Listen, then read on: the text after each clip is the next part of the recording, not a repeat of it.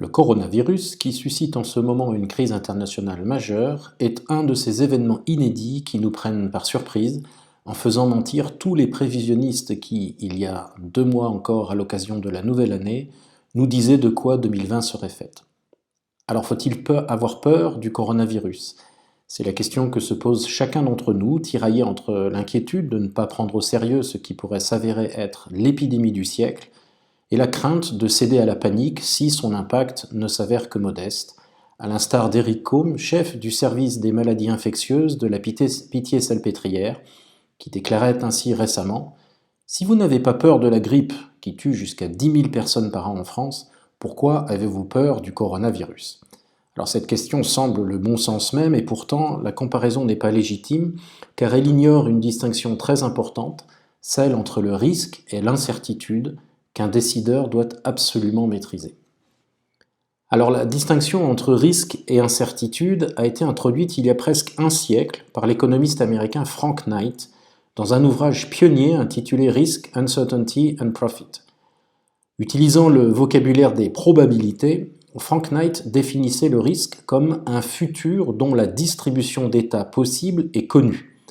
Alors par exemple, si on met 3 boules vertes et 2 boules rouges dans une urne, on connaît le risque, ou la probabilité, de tirer une boule verte, ici 60%. Le risque correspond donc à des événements connus, répétés à l'identique, sur lesquels on est donc capable de constituer des statistiques. Ces statistiques deviennent des probabilités pour anticiper l'avenir. Ainsi, l'historique des vols de voitures permet aux assureurs de tarifer l'assurance contre le vol automobile. Si 0,3% des Renault Clio sont volés chaque année, eh bien la vôtre a 0,3% aussi de chance de l'être.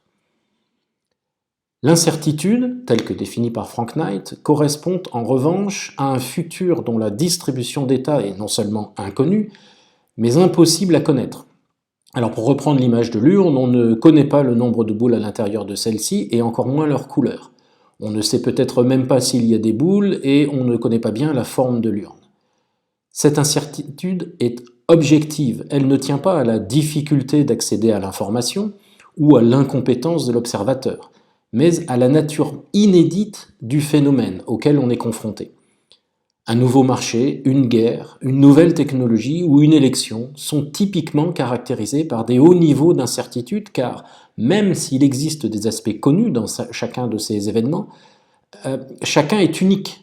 Ainsi, dire « il y a 14% de chances que la voiture électrique connaisse un succès commercial » n'a aucun sens, car on ne peut pas répéter une dizaine de fois cette invention pour en tirer des statistiques.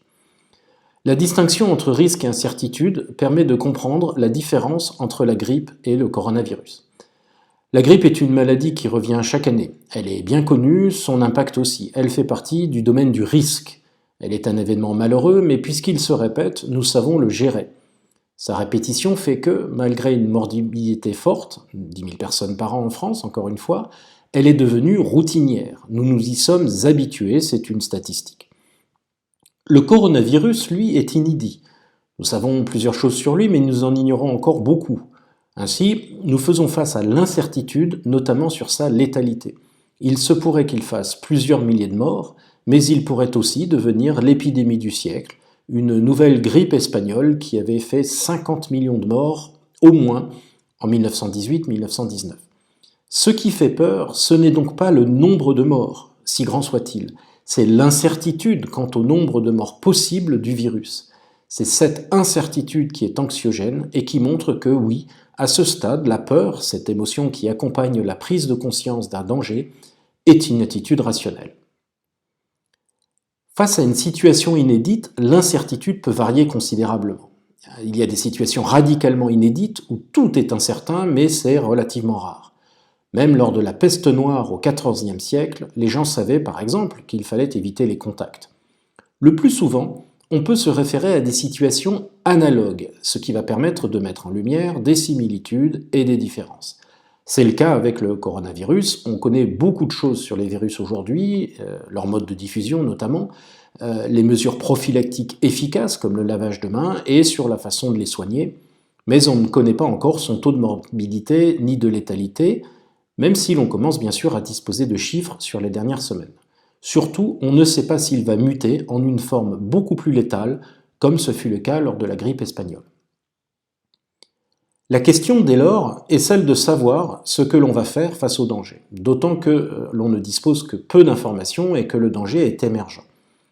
Si des décisions drastiques sont prises alors que les signes d'épidémie ne sont pas encore très visibles, le décideur peut être accusé d'alarmisme.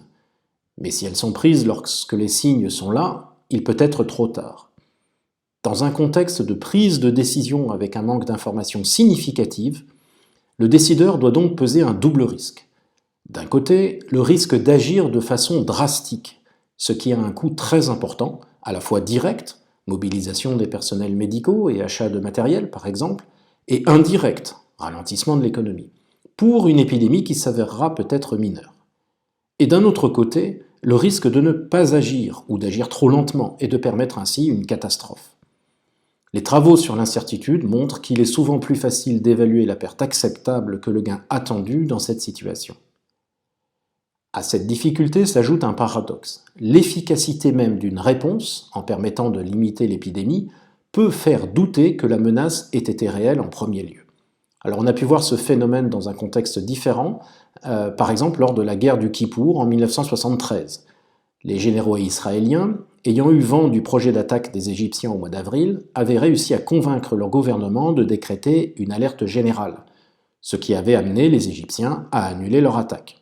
Du coup, les généraux se sont fait accuser d'avoir crié au loup, ce qui a créé les conditions d'une surprise brutale quelques mois plus tard, quand les Égyptiens ont finalement attaqué. En fin de compte, l'épisode du coronavirus suggère 3 points clés pour le décideur confronté à l'incertitude. Le premier, c'est d'avoir conscience des degrés d'incertitude de la situation, et pour cela, de bien distinguer entre ce que l'on sait, ce que l'on suppose, ce que l'on ne sait pas et ce qui ne peut être connu, c'est-à-dire l'incertitude. Le deuxième, c'est d'être capable d'identifier des situations analogues dont on peut s'inspirer, à condition bien sûr de distinguer ce qui est similaire et ce qui est différent. Le troisième, c'est de peser autant que possible les risques entre agir de façon drastique et agir trop tard, la notion de perte acceptable suggérant dans le contexte actuel une préférence pour le premier. Retrouvez cette chronique sur le site Harvard Business Review France. Et si vous voulez en savoir plus sur les notions d'incertitude et de surprise, vous pouvez vous référer à mon ouvrage qui s'intitule Bienvenue en incertitude, que vous pourrez trouver sur le site Amazon France.